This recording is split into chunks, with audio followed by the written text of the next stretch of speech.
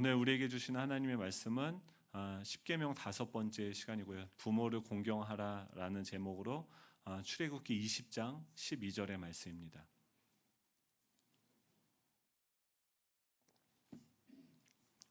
제가 뭐 빠뜨린 거 없죠? 네.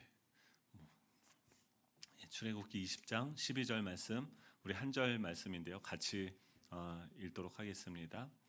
내 부모를 공경하라. 그리하면 내 하나님 여호와가 내게 준 땅에서 내 생명이 길리라. 아멘. 여러분, 기독교 하면은 어떤 생각이 드세요?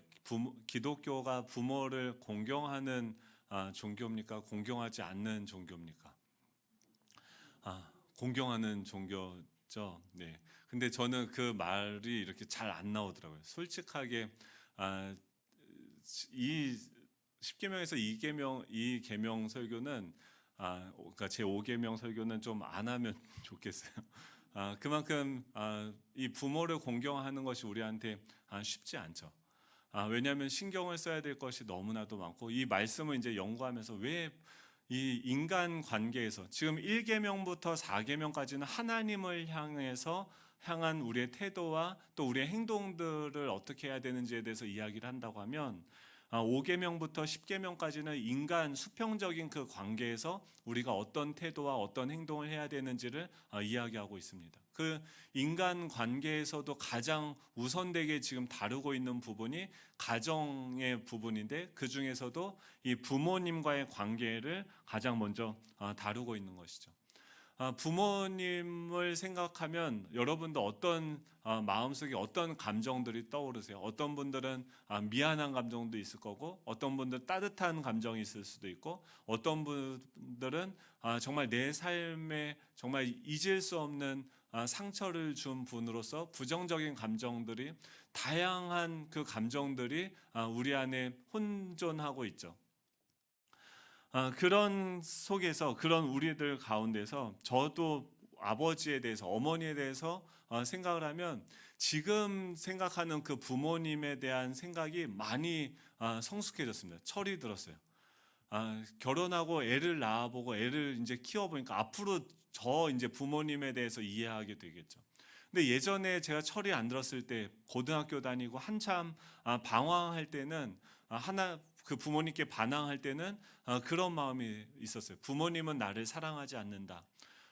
뭐 맨날 뭐 그러면서 뭔가 근거들을 찾았던 것 같아요. 그러면서 부모님 안에 정말 좋은 여러 가지 부분들이 있었는데, 그 중에서 아주 일부 부족한 부분들을 지적하면서 그것을 근거로 내가 부모님을 공경하지 않을 수 있는 그 자유의 어떤 근거들을 내가 찾고, 결국은 뭐였냐면 제 중심성, 그러니까 제가 하고 싶은 대로, 제가 원하는 대로 살고 싶었던 모습들이었구나라고 지금에서 제 예전의 모습을 보니까 그런 생각들이 들게 되는 거죠.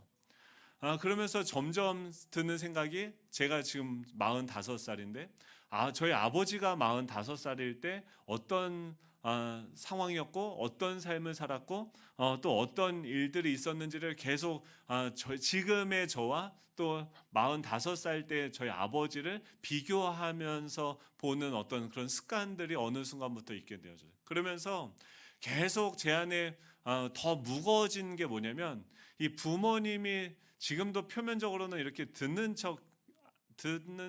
안 듣는지 이렇게 해요. 근데 부모님이 뭔가를 이야기하면은 계속해서 생각하면서 아버지가 또 얘기하는 것들을 다시금 고민하고 생각하게 되어지는 거죠. 여러분들은 어떻습니까? 여러분들은 부모님에 대해서 어떤 생각을 가지고 계십니까? 어떤 느낌을 가지고 있습니까? 어떤 분들은 저처럼 부정에서 긍정을 향해서 나아가는 분들도 있을 것이고, 여전히 부정적인 분도 있을 것이고, 또 일부 분들은 처음부터 긍정적인 감정이 있는 분들도 있겠죠. 이 우리의 감정을 떠나서 이 성경에서는 이 부모 공경을, 기독교는요, 우리가 오해하고 있는데, 기독교는 부모님을 공경하는 것, 부모님을 공경하는 것을 아주 강조하는 종교입니다. 그동안 교회가 성장을 위해서 다른 좀 헛되고 교회 성장주의, 물량주의에 치우쳐서 어떻게 하면 전도하고 사람들을 많이 교회로 모으고 영혼을 구원하고 뭐 이런 것들도 너무나도 중요한데, 지금 성경에서는 그런 것들보다, 한 영혼을 구원하고 무언가 다른 일을 하는 것보다 지금 더 우선되게 사람과의 관계에서 부모를 공경하는 것을 우선적으로 중요하게 다루면서 우리에게 이야기하고 있다는 것이죠. 기독교 내에 지금 부모 공경에 대한 설교들 우리는 많이 들어보지 못해요. 저도 이 설교를 하는 것은 어버이 주일이나 뭐 그럴 때 가끔 하지, 평소에 이 구절을 찾아서 일부러 이야기하지 않습니다. 왜 그러냐면 저 스스로를 볼 때도 굉장히 얼굴이 붉어지고 부끄러운 내용들이고, 또 누군가에게 이야기하기에는 지금 우리가 살아가고 있는 이 시대가 뭔가 어르신들을 대접하고 공경하는 분위기보다는 자신이 어떻게 하면 성공하고 자기가 뭔가가 되어질 것인지에 대해서 집중하는 시기이기 시대이기 때문인 것이죠. 김지찬 교수님이라고 저희 총신대 교수님인데, 그분이 기독교 내 효윤리가 약화된 두 가지 원인이라는 것을 글에 기록한 것을 보았는데요. 두 가지로 이야기하고 있습니다. 기독교에서 효윤리가 약해졌다는 것, 부모 공경에 대한 교리들이 약해졌다는 것, 그것에 대한 첫 번째 이유가 뭐였냐면, 지금 세상 사람들이 기독교인들을 볼 때 기독교는 부모를, 조상을 잘 섬기는 종교가 아니다라고 이야기하면서 굉장히 버릇없는 종교처럼 생각하게 되어진 역사적인 사건이 있다라는 거예요. 첫 번째는 이 기독교 개신교가 우리나라에 처음 들어올 때 1787년에 천주교에서 최초로 윤지충이라는 분이 순교를 당하게 되어집니다. 1790년에 북경에, 그 당시에는 선교사들이 우리나라에 들어오지 않은 상황이었는데, 그때 구베아 주교가 이 조선 천주교를 향해서 조상 제사 금지령을 내리게 돼요. 그래서 지금 이 땅에 있는, 그 중국에서 있다가 천주교를 믿게 되어진 그 사람들, 그래서 이 조선 안에서 어떤 종교를, 그 천주교를 믿던 그 사람들이 이제 그 전에는 신주 단지를 모시고 또 유교식으로 어머니의 장례를 치르던 사람들이 그 구베아 주교의 말을 따라서 조상을 제사하는 것을 멈추기 시작을 합니다. 그래서 1791년에 권상영과 함께 윤지충이 순교를 당하게 되어져요. 그리고 그 후에도 제사 문제로 엄청난 숫자의 사람들이 순교를 당하는 일들이 우리나라 역사 안에서 이루어지게 됩니다. 1801년 신유박해가 있었고요. 1839년에 기해박해 때는 78명이 순교를 당하게 됩니다. 1866년 병인박해 때는 1092명이 순교를 당하게 되어져요. 그러면서 이 천주교는 우리나라 안에서 어떤 이미지였냐면, 불효를 저지르는 오랑캐의 종교라는 인식을 한국 사회에 깊이 남기게 되어졌다는 거예요. 우리가 첫인상이 굉장히 중요하지 않습니까? 그런데 이 기독교가 우리나라에 들어와서 처음 맞닥뜨리고 갈등을 일으킨 내용이 뭐였냐면, 조상 숭배, 이 제사 문제였었고, 그 결과로 말미암아서 이 천주교나 기독교는 이 불효를 주장하고 저지르는 그 오랑캐 종교라는 그 인식들이 우리나라 안에 뿌리 깊이 자리 잡게 되어졌다라는 것이죠. 또 두 번째는 무엇이냐면, 저희가 근대화가 되어지면서 지금 포스트 모더니즘 시대가 도래하지 않았습니까? 지금 우리가 살아가고 있는 이 시대적인 어떤 시대의 주류를 이루고 있는 어떤 사상적인 이유 때문에 우리 안에 이 부모를 공경하는 이 효교리가 약화되어졌다라고 김지찬 교수가 이야기하는데요. 두 번째 이유는 뭐냐면, 예전에 이 기득권층이 효윤리를 강조한 것에 대한 그 반감으로써 이 효윤리를 약화시켰다라고 이야기하죠. 지금 또 보십시오. 얼마나 TV나 뭐 교육이나 수많은 언론 미디어 매체들을 통해서 부모를 공경해야 된다라는 그런 메시지들을 들어본 적이 별로 없죠. 그러니까 부모님들도 어떻게 해요? 부모님들도 맨날 만나면 뭐예요? 자식 놈 믿을 거 못돼. 끝까지 유산은, 그러니까 목장 모임하면서 그런 얘기를 하신다고 해요. 비밀을 이렇게 공유하시듯이 자녀한테 죽을 때까지 유산을 물려주면 안 된다. 그러다 뭐 된다. 그러면서 끝까지 자식을 믿지 못할 것을 목장 나누면서 나눈다는 얘기를 듣고 굉장히 충격을 받았던 적이 있습니다. 저희 부모님도 그런 얘기를 하고 계시더라고요. 그러니까 그 정도로 부모와 자식 간의 어떤, 그러니까 자녀들이 부모님한테 뭔가 해줄 것에 대한 기대는 전혀 없고 부모가 자녀에게 해주는 것조차도 조심하는 그런 사회가 됐다는 거죠. 왜 이런 사회가 되었을까? 조선시대, 그러니까 유교의 어떤 반감들이 우리 안에 있는데요. 유교에서 이야기하는 그 효는 뭘 얘기하냐면, 예전에는 이 유교를 가르쳤죠. 그래서 부모님이 만약에 병에 걸렸어요. 그러면은 아침에 일어나서 내가 만약에 효자고 효녀라고 한다면 부모님의 그 병의 차도를 알아보기 위해서 효자들은 아침마다 부모의 소변과 대변을 맛보아야 돼요. 그 정도는 돼야 그 당시에 효자 소리를 듣는 거예요. 또 사람이 태어나면 3년 동안 부모님이 그 아이의 대소변을 받아주면서 길렀기 때문에 부모님이 돌아가시면은 묘지 옆에서 추가를 짓고 3년 동안 그 부모의 은혜에 보답해야 되는 것을 가르쳤습니다.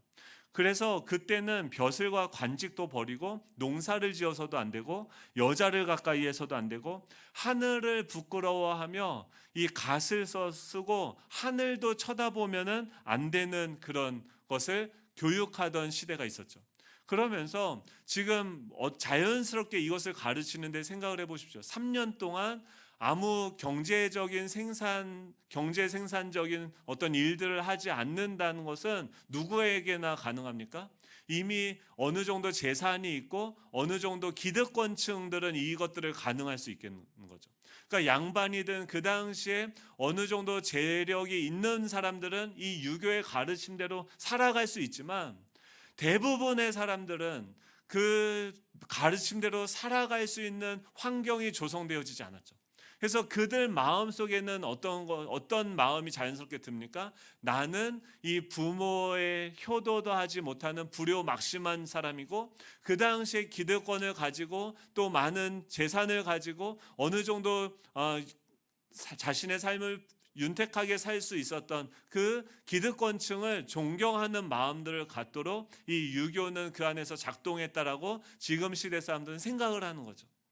잘 모르겠어요. 그 당시에 그 유교를 가르쳤던 그 사람들이 그런 의도로 했는지 안 했는지는 모르겠지만 지금 시대를 살아가는 사람들은 옛 사람들의 그런 가르침에 대한 어떤 그런 자연스러운 어떤 권위주의나 또 우리 윗사람들 절대적인 진리에 대해서 반감을 갖는 그런 풍토가 이미 조성이 되어져 있는 거죠. 그러니까 우리가 살아가면서 저도 제 아내 부모님에 대해서 저도 그런 교육을 받으면서 자란 거죠. 지금은 인권교육이라고 하면서 이 부모가 자녀를 혼내면은 어떻게 합니까? 체벌을 하게 되면 아이들이 전화를 해요. 경찰서에다. 방에 들어와서 전에 있던 교회에서 어떤 부모님이 너무 어이없는 일을 당했다. 뭐냐면은 사춘기 올라간 딸인데 얘가 밤에 늦게 나가고 좀 안 좋은 일들을 행해서 체벌을 하고 혼내려고 했더니 방에 들어가서 문을 잠그고 경찰서에 부모를 신고한 거예요. 근데 그거를 저희 애들도 그런 교육들을 학교 다니면서 배우는 거죠. 그러니까 부모는 그 가르침 속에 나타나는 부모에 대한 이미지는 뭐냐면 긍정적이고 우리 감사해야 되는 그런 이미지로서 아이들에게 교육이 되어지기보다는 우리를 착취하고 억압하고 우리에게 뭔가 폭력을 가하는 대상으로서 이 아이들에게 직접적으로 간접적으로 흘러가고 있는 거죠. 그런 생각들이. 그러다 보니까 저도 그런 시대에 태어나서 이 부모님에 대해서 어떤 마음을 갖습니까? 그 부모님께 순종하고 부모님을 공경해야 된다라는 생각보다 부모라는 존재는 내 자유를 억압하고 착취하고 부모님의 그 이루지 못한 그 욕망을 위해서 자녀들을 소비하는 존재로서 그 부모를 생각하는 그런 환경에서 우리는 태어나고 자라갔다라는 거예요. 그렇기 때문에 지금 우리 안에 이 부모를 공경하라는 말이 당연시 되어지지도 않았을 뿐더러 그런 이야기를 하는 것이 굉장히 어려운, 부모는 이제 국가가 책임을 져야 되고 국민연금이 책임을 져야 되는 그런 대상으로 전락하게 되어졌다라는 것이죠. 그러니까 어떻게 해요? 부모님들도 자녀들을 기대하고 신뢰하지 못하고 또 부모님 세대도 우리나라가 성장하면서 이 자녀들을 정말 애지중지 길렀지 그 부모 세대들은 항상 그 후순위로 우선순위가 밀려나게 되어졌죠. 그런 이런 악순환들이 우리 안에 팽배해진 그런 사회를 우리는 살아가고 있는 것입니다. 그래서 예전에는 어떻게 합니까? 심청전 하면은 심청전을 아시죠? 심청전에 신봉사가 자신의 딸을 팔아서 인당수에 빠뜨리고 그 쌀을 가지고 자기 눈을 뜨고 과거에 급제하고 이런 것들이 예전에는 너무 아름다운 이야기고 미담처럼 이야기가 됐는데 1947년에 소설가 최만식에 의해서 희곡 신봉사라는 소설이 등장하게 되고 그 심청전, 지금 이 1924년에 조선어 독본이 게재되면서 독본의 심청전이 게재되면서 계속 국어 교과서에는 이 심청전이 등장을 했었는데 1947년에 소설가 최만식 씨의 희곡 신봉사를 통해서 이 기존의 그 심청전에 대한 개념을 완전히 뒤집어 엎는 새로운 해석을 낳게 되어지는 거죠.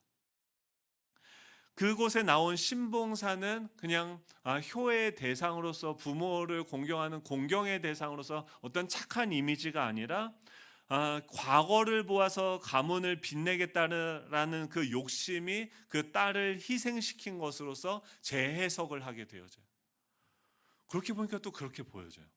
아니 무슨 영광을 보겠다고 눈을 자기의 딸까지 죽여가면서 눈을 뜨고 과거에 가겠습니까? 라는 그런 고개가 끄덕거려지는 그 정서가 우리 안에 전파되어지기 시작한 거죠. 그래서 그것을 통해서 예전의 사람들은 어떻게 해요? 그 최만식 씨는 이렇게 이야기합니다.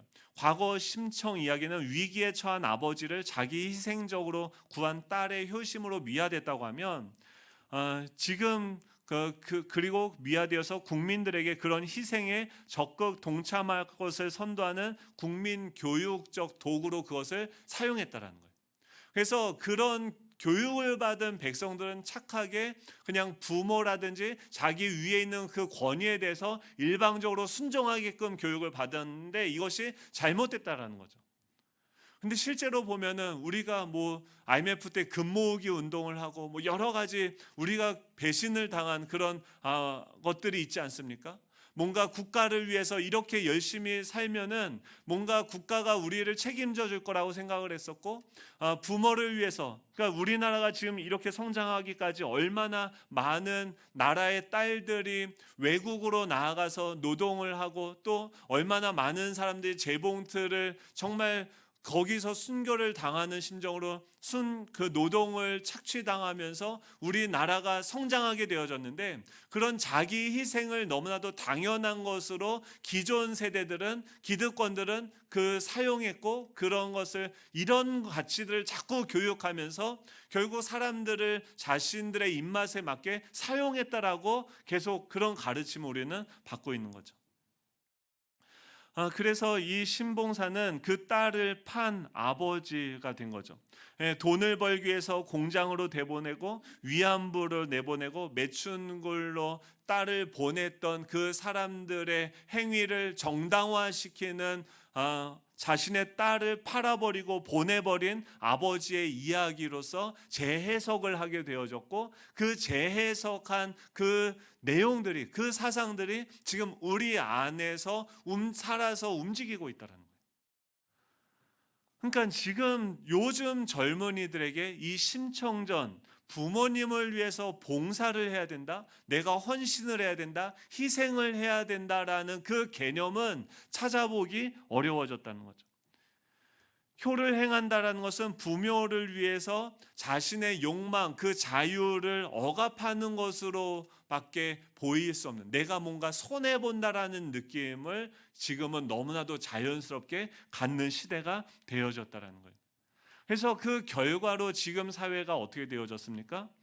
한국에서 지금 경찰청 통계에 따르면 2008년에 존속 살해, 자녀가 부모님을 살해하는 경우가 2008년에 44건이었고요. 2010년에 66건이에요. 22년 사이에 55%가 증가하게 되어졌고, 전체 그 살인에서 존속 살인이 차지하는 비율도 2008년에 4%에서 2010년에 5.3%로 점차 증가하고 있는 추세가 되어졌어요. 부모를 존경하고 공경하는 것이 아니라 부모를 비하하고 학대하는 것을 넘어서 부모를 살해하기까지 하는 그런 사회가 되어졌다는 거예요. 이게 얼마나 심각하냐면, 우리나라에서는 다른 나라와 비교해 보면 2009년에 미국은 존속 사례가 전체 사례의 2%였어요. 프랑스는 2.8%, 영국은 1%였는데 지금 한국은 5.3%. 그러니까 다른 나라와 비교했을 때도 예전에 동방예의지국이라고 불렸던 한국이 외국보다 이 존속 살인 비율이 높아진 사회로 전락되어졌다라는 충격적인 사실인 거죠. 그러다 보니까 부모와의 자식 간의 관계보다도 인권이 더 중요하고, 또 부모는 뭔가 우리를 억압하고, 제가 얼마 전에 애를 한번 잡아보려고, 더 크면은 못 잡을 것 같아서, 그러니까 이 아이들 안에 옳고 그름의 어떤 선악과, 그 기준은 세워놔야 되는 거죠. 어렸을 때 성경에서는 훈육을 하라고 하죠. 혼을 내서라도 그 아이들을, 루소의 영향을 받은 자연주의 교육학자들은 어떻게 해요? 인간은 선하기 때문에 내버려두면 알아서 잘한다는 거예요. 지금 한국 사회에서 교육의 모든 그 기반을 가지고 있는 그 사상은 뭐예요? 인간은 선하다라는 거죠. 근데 성경은 어떻게 해요? 인간은 죄인이라고 얘기하죠. 그래서 훈육이 필요하고, 그 아이들에게 이 기준을, 이 선악과를 심어 놓아야 된다라고 하는 거죠. 그래서 저희 애를 지금까지 때린 적이 거의 없어요. 지금 손을 꼽아도 이번에 한 번 때렸고, 예전에 한 번 때렸어요. 2번 제가 마음 먹고 혼을 냈는데, 근데 제가 이제 겁을 주려고 몽둥이를 들으니까 재훈이가 딱 맞더라고요. 전 고등학교 때 맞았거든요. 근데 중학교 1학년 때 딱 맞더라고요. 와, 그래서 이 자식이 하면서 완전히 뭐 제가 열받아가지고 엄청 막 뭐라고 하면서, 그때 제가 밀리면 안 될 것 같아서 엄청 혼을 냈어요. 막 많이 때렸다는 것보다 혼을 냈죠. 이 성경에서는요, 이 부모를 공경하라고 해요.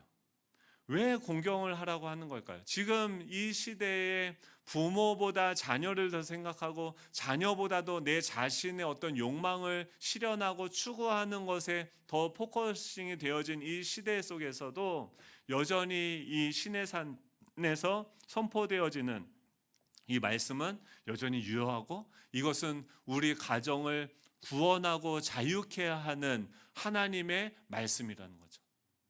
왜 이 계명이요, 부모를 공경하라는 이 계명이 우리를 자유하게 하느냐? 첫 번째로는 이 하나님을 공경하듯이 이 부모를 공경해야 된다라고 오늘 말씀은 이야기하고 있어요. 이 공경하다라는 단어가 이 카베드라는 단어인데요, 이것이 구약 성경에 4번 쓰이게 됩니다. 이 동사가 명령형으로 4번 쓰이게 되는데, 두 번은 이 하나님을 공경하라라고 쓰여지고, 2번은 부모를 공경하라라고 쓰여진다라는 거예요.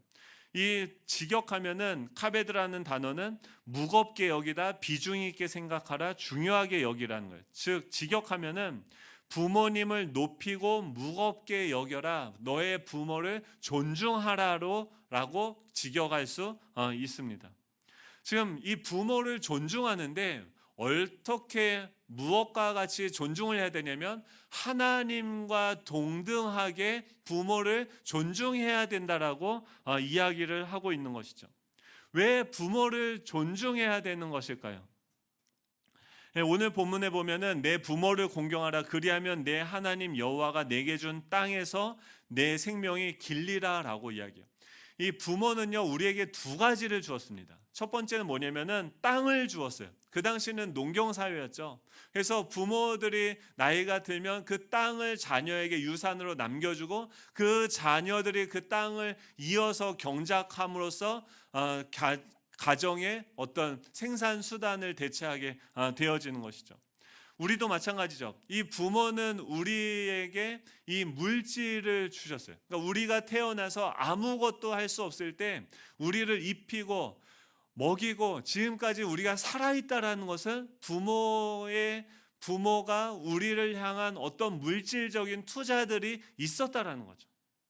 그렇기 때문에 이 물질을 우리에게 공급하고 우리를 살게 했기 때문에 정서적으로는 부모에 대한 상처가 있고 뭐 이런 게 있다 할지라도 우리가 인정해야 되는 것은 부모 때문에 우리가 먹고 살았다라는 거죠. 또 두 번째는 내 생명의 길리라고 하는 것은 시간을 우리에게 줬다라는 것인데, 그 말은 뭐냐면 우리에게 부모는 생명이라는 것을 주었죠.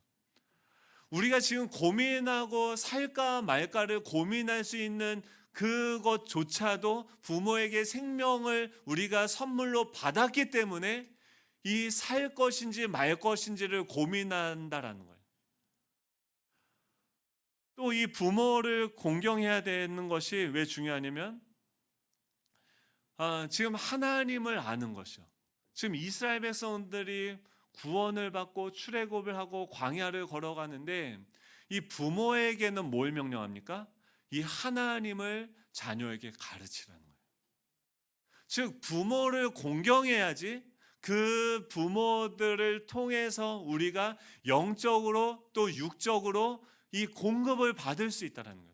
부모와 좋은 관계를 유지해야지 부모를 통해서 우리가 하나님을 알게 되어지고 또 우리가 그 하나님으로 말미암아 구원받았고 어떻게 출애굽을 했고 어떻게 가나안 땅을 정복했고 우리가 어떻게 이 모든 것들을 소유하고 살아가게 하나님의 백성으로 살아가게 되어졌는지를 이 부모와의 좋은 관계를 통해서 우리는 배울 수 있게 되어졌다는 거죠.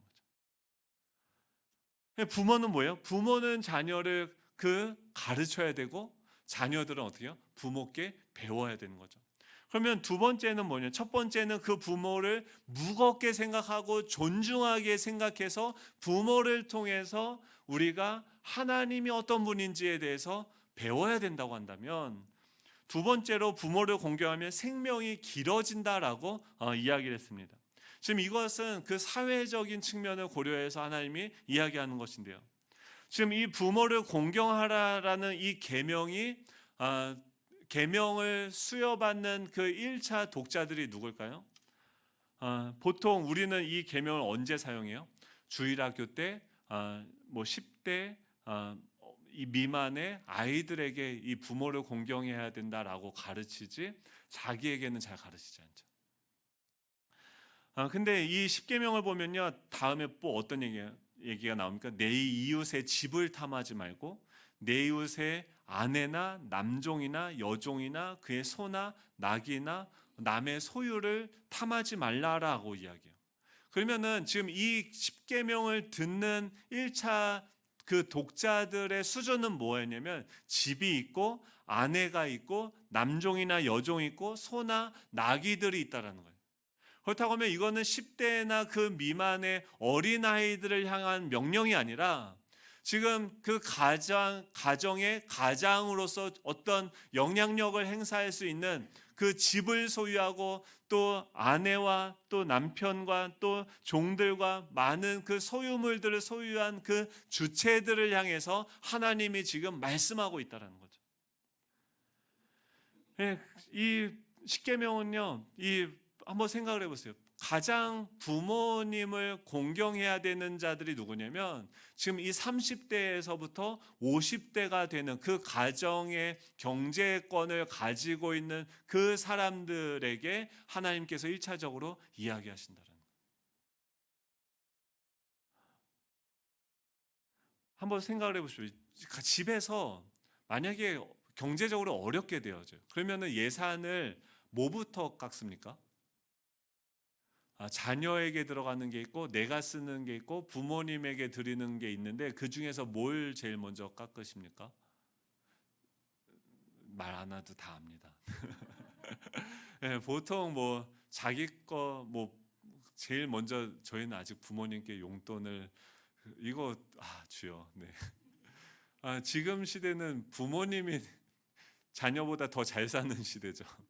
네, 그래서 자녀들이 지금도 부모님에게 뭔가 도움을 받지 뭔가를 공경하게 하라고 이야기하기가 정말 어려운 시대죠.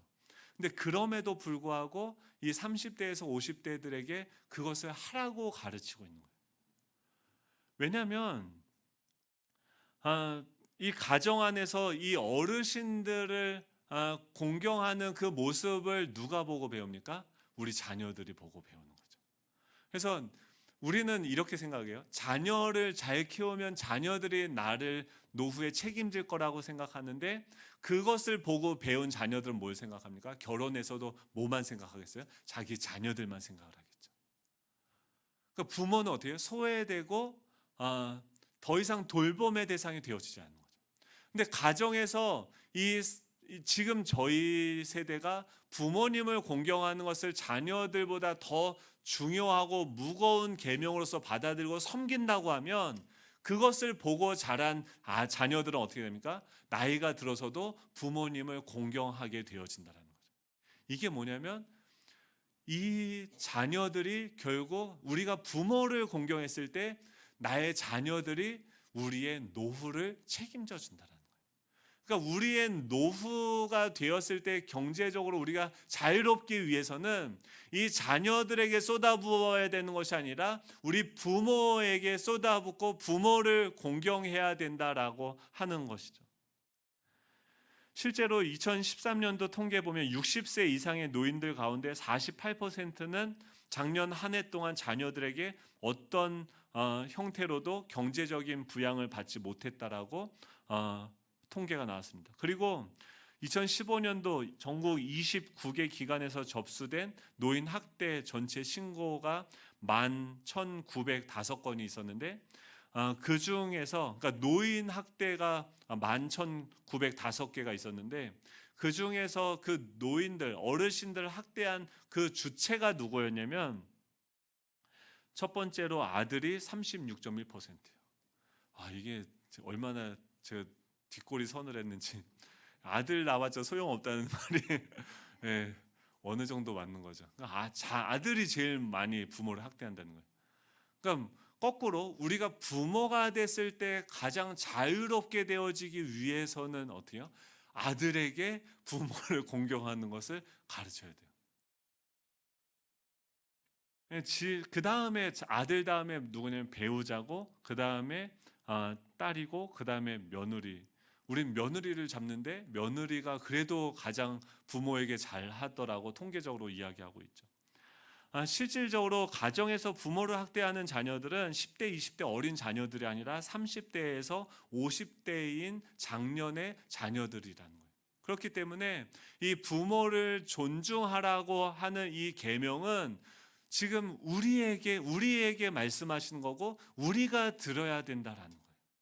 이 말씀을 이 가정 가운데 이 말씀이 선포되어지고 그것이 실제가 되어졌을 때 그 가정은 어떤 일이 일어납니까? 새로운 질서가 잡혀지기 시작하는 거예요.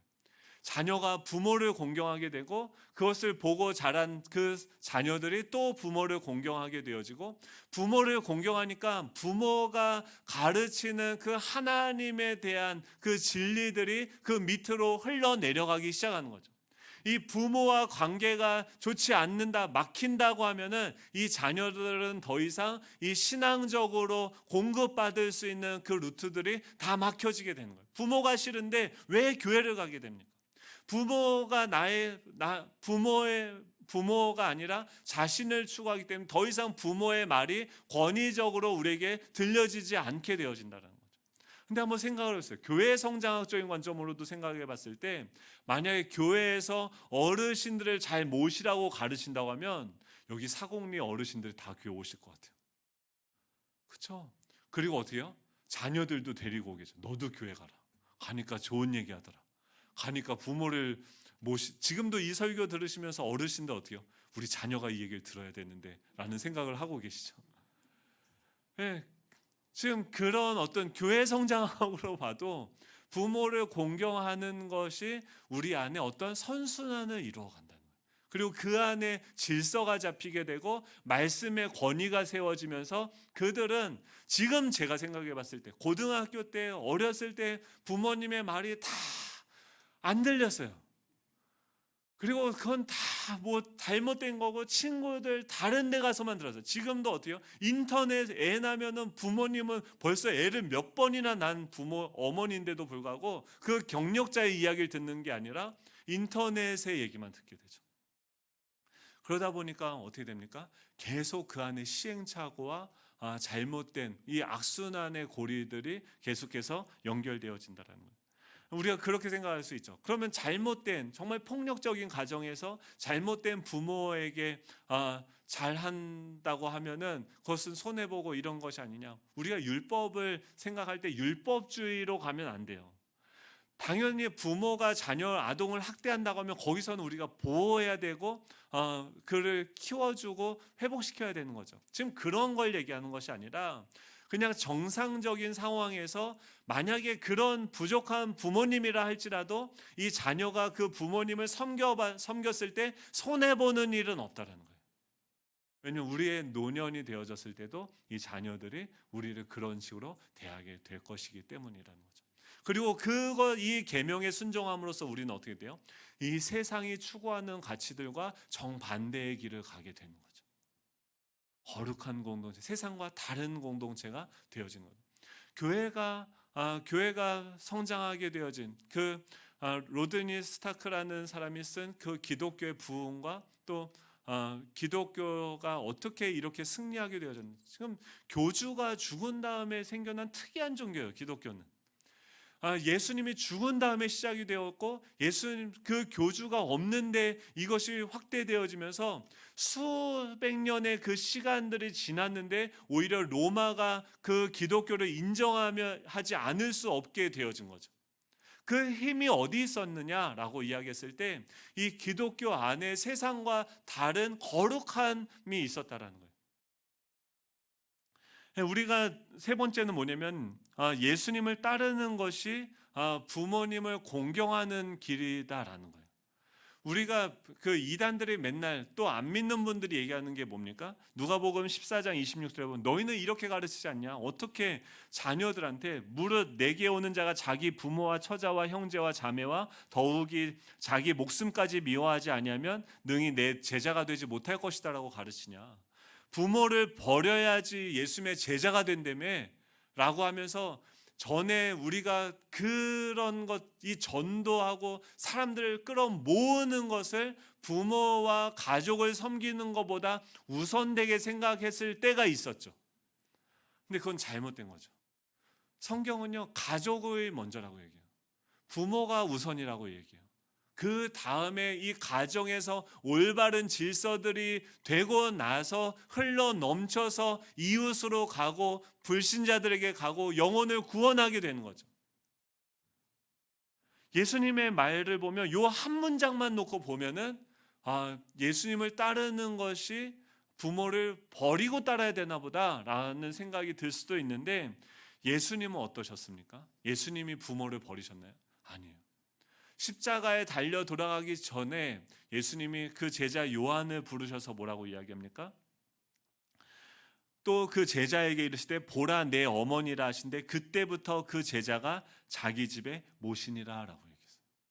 예수님은 십자가라는 그 중대한 그 하나님의 사명에 순종하는 그 순간에도 자신의 부모를 공경하고 모시는 것을 잊지 않았다라는 거예요.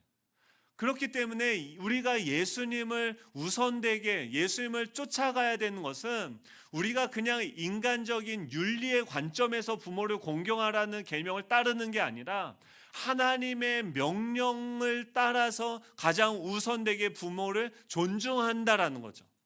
예수님을 따르게 되면 부모를 공경하고 존중하게 될 수밖에 없다라는 거죠. 예수님도 어떻게 해요? 십자가 앞에서 부모를 모시는 것을 행했다라는 거예요. 그리고 거기서 더 나아가서 뭘 합니까?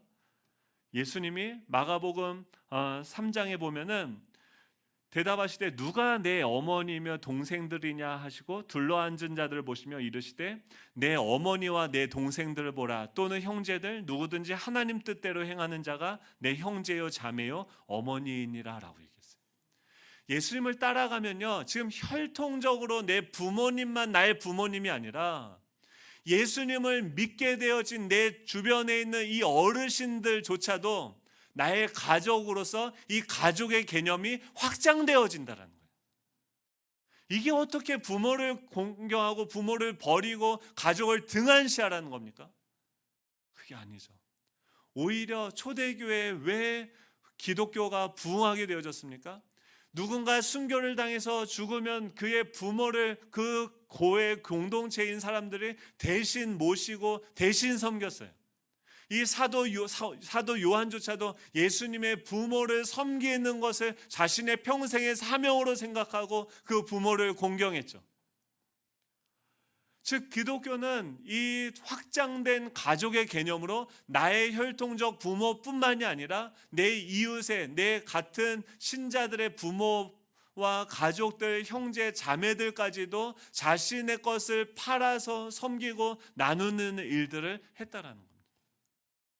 그렇기 때문에 예수님을 따르는 것은 이 부모를 버리고 불효를 행하라 이런 것이 아니라 더 부모를 공경하고 더 가족들을 사랑하고 이제 예수님의 이름으로 말미암아 우리가 한 가족된 공동체. 우리가 한나 집사님 병원에 입원하고 갑자기 응급 그 기도 제목을 듣게 되고 기도하면서 왜 우리 공동체가 하나 되고 전율을 느꼈습니까? 잘 우리가 개척해서 얼마 되지 않은 시기에 잘 서로 알지도 잘 모르는데 우리가 같이 예수 정한교회 성도라는 그 이유 하나만으로 서로 돌아가면서 금식하고 그 영혼 위해서 기도하고 또 물질로 여러 가지 것들로 우리가 함께 섬기고 공경하게 되어진 거죠. 왜 우리가 이렇게 해야 됩니까? 세상의 관점으로 보면 세상은 어떻습니까? 자녀를 누군가에게 종속되는 것이 싫어서 결혼조차 하지 않는 시대고, 결혼하고 이 자녀를 낳으면 내가 하고 싶은 것을 할 수 없어서 자녀를 더 이상 아이를 출산을 하지 않는 그런 시대인데 그건가 완전히 역행하는 말씀을 이 성경은 우리에게 이야기하고 있는 거죠. 자기 십자가를 지고 주님을 따라오라고 말씀하시는 그 주님은 우리로 하여금 가장 먼저 우리의 부모님을 공경하라고 우리에게 말씀하시는 거예요. 그 부모님을 공경하고 존중할 때 우리 가정의 질서가 회복되어지는 줄로 믿습니다. 저도 잘 못했어요. 우리 찬양할 텐데요. 어머니의 넓은 사랑 이 찬양하면서 말씀을 정리합니다. 주님께서 우리에게 오라고 하세요. 이 시대 사람들이 생각하는 우리는요. 옆에 있는 사람들, 다른 사람들에게는 관대해요. 근데 부모에게는 언제나 무언가를 받으려고 하죠. 이제 그 생각을 우리 예수정한교회부터 예수정한교회는 부모를 공경하는 교회다. 어르신을 공경하는 교회다. 정말 효를 중시하는 교회다. 저 교회 가면은 노후 걱정 안 해도 된대. 이런 소문이 나는 교회가 되길 축복합니다. 그래야지 우리 교회가 희망이 있는 거예요. 그래야지 이 사회가요 변화돼요. 근데 그 길이 쉽지 않아요. 당장 돈 들어갈 일 투성이에요. 근데 이 말씀을 한번 신뢰하고 나아가 보기를 축복합니다. 자녀들에게 과외비 주는 것보다 부모님에게 용돈 드리는 게 더 유익하다라고 성경이 이야기합니다.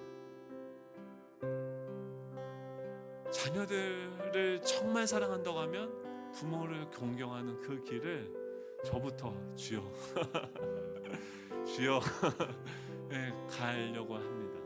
네, 이 시간 이 십계명은 우리를 억압하고 구속하는 것이 아니라 우리를 자유롭게 하는 거죠. 진리를 알진 진리가 너희를 자유롭게 할지라고 말씀합니다. 우리 그 길을 함께 가보십시다. 그래서 이 말씀을 우리의 삶을 통해 우리 공동체를 통해서 증명하기 원합니다. 네, 우리 그 부모님을 생각하면서 우리 다 같이 일어나셔서 이 찬양하고 예배 기도하고 예배 마치도록 하겠습니다.